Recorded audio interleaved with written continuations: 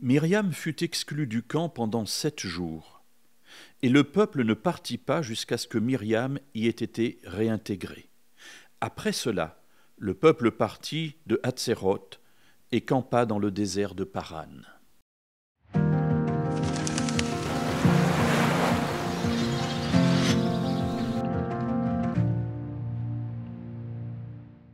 Lorsque nous commettons des erreurs, nous aimerions tous pouvoir échapper à ce qui suit. Et qu'est-ce qui suit? Eh bien, ce sont les conséquences. Et parfois, nous confondons le pardon de Dieu avec ce qui se passe après, c'est-à-dire la nécessité pour nous de vivre les conséquences de notre faute. Et si nous avons des conséquences à ce que nous avons fait, nous en tirons parfois la conclusion que Dieu ne nous a pas pardonné. Mes amis, il y a là des choses qui sont très fausses. Regardons l'histoire dont nous venons de tirer juste quelques lectures à partir du verset 15. Myriam et Aaron, frères et sœurs de Moïse, parlent mal contre Moïse. Ils vont le critiquer. Et Dieu intervient en disant, écoutez, Aaron et Myriam, oui, vous êtes des personnages importants dans la vie d'Israël, mais nul n'est comme Moïse. Moïse, je lui parle face à face. Il me voit et nous discutons ensemble. Moïse est le seul à vivre cette intimité avec moi. Comment avez-vous osé parler mal contre Moïse? Et Dieu s'en va. La nuée s'en va de dessus le sanctuaire, signe de désapprobation, de grande colère, de grande difficulté qui va arriver. Et Myriam est frappée de la lèpre. Le fait qu'Aaron ne le soit pas semble vouloir dire que tout est venu de Myriam.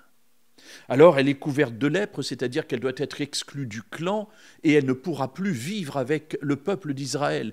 Moïse intervient alors, il intercède, il lui dit « Seigneur, mais non, tu ne peux pas faire ça, ça n'est pas possible. » Et Dieu lui dit « Si, c'est possible, je vais le faire. » Et elle va être exclue du camp pendant 7 jours pour qu'elle apprenne et qu'elle comprenne la gravité de ce qu'elle a fait. Cela veut dire que Dieu lui pardonne. Mais cela veut dire que Dieu lui dit « Tu devras porter les conséquences de ta faute. » Dans notre vie, c'est pareil.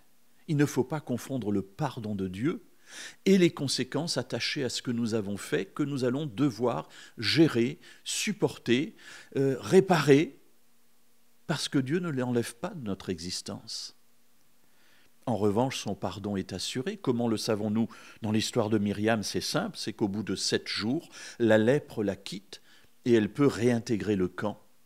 Et vous remarquez quelque chose de très beau aussi, c'est que pendant ces 7 jours, au lieu que tout Israël continue à avancer et l'abandonne à son sort en disant « écoute, tu monteras sur un âne et tu nous rejoindras ensuite », pas du tout. Tout le monde attend qu'elle soit réintégrée. Mes amis, ça montre quelque chose d'intéressant aussi dans la vie de la communauté des croyants. C'est que quand quelqu'un fait quelque chose de mal et que pour une raison ou pour une autre, il doit être exclu de la communauté des croyants, ça n'est pas pour qu'on se réjouisse qu'il soit parti, mais qu'on puisse attendre dans la prière pour qu'il soit réintégré, comme Myriam l'a été, après avoir enfin compris le pardon que Dieu lui donne, et peut-être en l'aidant à porter les conséquences de ses fautes.